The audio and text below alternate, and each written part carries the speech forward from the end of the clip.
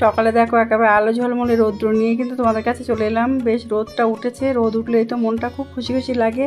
তোমরা তো জানো আমি না বর্ষা ভালোবাসি, না মেঘলা ভালোবাসি, না শীতকাল ভালোবাসি। আমি গরম তাই বলে আপনার চড়া গরমও ভালো লাগবে না। আমার চাহিদা যে কি সেটাই নিজেই বুঝতে পারি না। একেবারে যে নাতিশীতোষ্ণ থাকবে, না গরম না ঠান্ডা, তারপরে আবার হলে হবে না, বৃষ্টি হলে হবে না, তার মধ্যে আবার বেশি গরমও পড়া বেশি রৌদ্র হলেও হবে না। চাহিদার শেষ নেই আমার। যাই হোক, ফুল মোটামুটি এই দেখো এইগুলোই ফুটেছে আজকে। চারিদিকে একটু একটু করে দেখিয়ে দিলাম, আর রোদটাও দেখিয়ে দিলাম। রোদটা দেখছো কী সুন্দর লাগছে না? রোদটা ভালোই লাগছে আজকে। রোদ হলে তো ভালোই লাগে, কাজের বেশ এনার্জিও পাই একটু। যাই হোক, চলো, গুড মর্নিং সবাইকে। কেমন আছো সবাই? আশা করছি ভালো আছো, আমরাও ভালো আছি। এবার এখন থেকে ব্লগটা শুরু করে দিলাম। এরপর থেকে যেটুকুই যা করবো না কেন তোমাদেরকে নিয়ে করবারই চেষ্টা করব। আর আমি এসে আগে জানালাগুলো সব খুলে দেবো। এই যে মাথার কাছে জানালাটা না খোলা হতো না, আমি এখন খুলে দিচ্ছি। রোদ পেয়েছি, ভাবছি যে একটু ঘরে আলো বাতাস ঢুকুক না কেন। এমনিতেই তো চারিদিক দিয়ে আটকানো, খুব বেশি আলো বাতাস আসেও না। তো যেটুকু পাওয়া যায় কোনাকুনি দিয়ে যেটুকু আসে সেটুকুই চেষ্টা আর কি। জানালা টানালাগুলো খুলে দিয়ে এবার বিছানাটাকে গুছিয়ে নেবো। অন্য কাজ আমার হয়নি, পুজো হয়নি মেন কথা। সকালে শুধু একটু অর্ধেক হয়েছে, সেইভাবে পুজোটাও হয়নি। আর এই বিছানাটা গুছিয়ে যাব রান্নাঘরের দিকে। কত বাজারে গেছে, ও চাটাকে আমার চা খাওয়া হয়ে গেছে। এবার বিছানাটা অনেক দিন ধরে বিছানা না, খাটপাটগুলো অনেক দিন ধরে সেইভাবে ডিপ ক্লিনটা আর হয়নি। আজকে ওই জন্য একটু ধরলাম যে আর বেড কভারটা আজকে চেঞ্জ করবো, দেখি আগামীকালের দিকে দেখবো চেষ্টা করে চেঞ্জ করে দেবো আর কি। চেষ্টা বলতে চেঞ্জ করবো আর কি। দেখো একবারে টিপিস টিপিস করে মনের সুখে আমি মুছছি। ওই মুছতে মুছতে কত কিছু ভাবনা চিন্তা করি, এই আর কি। টুকটুক করে কাজ করি আর নিজের মনে গান গাই, কত রকম যে করি আর কি বলবো বলো। আর এখনও কাজ আছে অনেক। ভেবে নিচ্ছি যে এরপরে কোন কাজটা করা যাবে, পরে কোন কাজটা করতে হবে। কিন্তু কী করবো বলো তো, এইটা করে কিন্তু আমি আগে স্নান করে পুজোটা সেরে নেবো। ধুলোবালির কাজ করে তারপরে স্নানটা করবো। ধুলোবালি যথেষ্ট হয়। আর আমার তো এই ডাস্ট অ্যালার্জি আছে, প্রচণ্ড হাঁচি লাগে, জানো না। এই যে একটু মোছামুছি করছি, কোথা থেকে যে এত ধুলো আসে আমি বুঝতেই পারি না। ভীষণ ধুলো, জানো না। ওই যতটুকু যেখানে হাতে পাই সেটা কিন্তু চেষ্টা করি সবসময় মুছে নেওয়ার জন্য। আলমারির মাথাটা একটু মুছে নিলাম। আর এবার একটুখানি স্পিডটা বাড়িয়ে দিয়েছি। ভাবছি যে এক বিছানা আর এই আলমারি মোছা দিয়ে যদি একেবারে থাকি না, তাহলে আমার সারাদিন লেগে যাবে এখানে। সেই জন্য আমি একটুখানি স্পিডটা বাড়িয়ে দিলাম। দেখো আলমারিটা একটু মুছে নিচ্ছি। এটাকে প্রতিদিনই মুছি। না মুছলে কি থাকে বলে সব জিনিসপত্র, কত দিনের আগের আলমারি। জায়গাটাকে একটু মুছে নেবো, বিছানাটাকে ভালোভাবে গুছিয়ে নেবো তারপরে।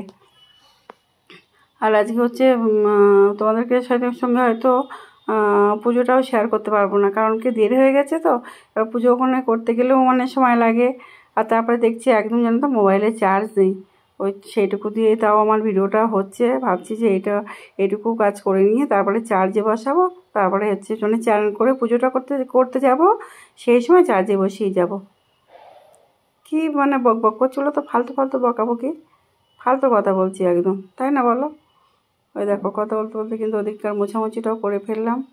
আর হচ্ছে কি বলো তো, আমি আজকে মনে করেছি রান্নাঘরটাকে একটুখানি ধরবো। রান্নাঘরটাকে ধরবো বলতে, রান্নাঘরের যে জানলাটা তোমাদেরকে দেখাচ্ছিলাম মাইক্রোওভেনের পাশে, ওইটা তো খোলা হয় না। যে কি নোংরা হয়েছে। আগের দিন একটু খুলে দেখছিলাম, তা ভাবছি যে পোড়ো বাড়ি যেরকম হয় না, যে বহুকাল ধরে বাস হচ্ছে না, সেরকমই। তা সেইটা যদি তোমাদেরকে আমি আর দেখাবো না, যে ওই নোংরাটা আমি আর দেখাবো না। কারণ কী বলো তো, যদি তোমরা দেখো তোমরা বলবে সেই রাঙা মেয়ের শাখায় ড্যাশ। সেটা পরের ভাষাটা আর বললাম না। ওইটা আমার মা বলতো, মা বলে না, আমার আগেকার দিনের মানুষরা সব এরকম টাইপের কথা বলতো আর কি। ষোলো কি যাই হোক এরকম টাইপের বলতো।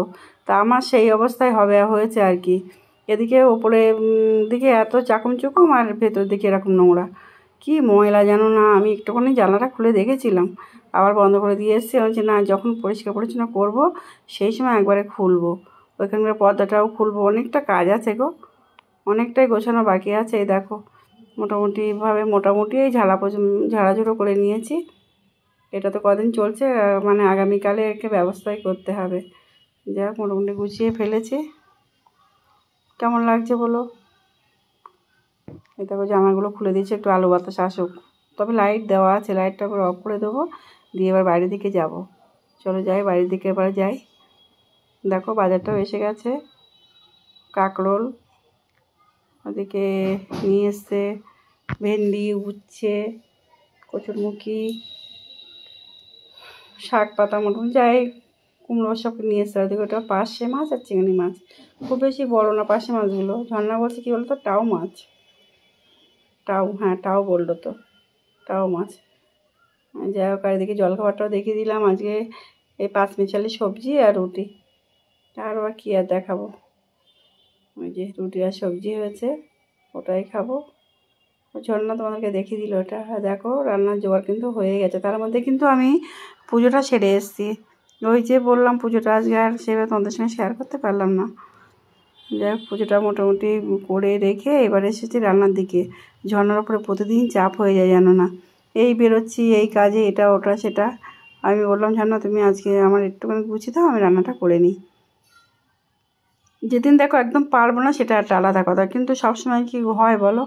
এই যে মাছগুলো দিয়েছি ভাজতে, খুব বেশি মাছ নাই, এই তো দেখছো এইটুকুই মাছ। এইটুকুগুলো মানে এই মাছটা আমি কচুরমুখী আলু দিয়ে ঝোল করছি, আর একটু লাল শাক চিংড়ি মাছ দিয়ে করছি, আর উত্তমের তরকারিটা তো আছেই, ওটা যেটা আলাদা করে করা হয় ওটা আছে, আর করবো উচ্ছে আলু সেদ্ধ।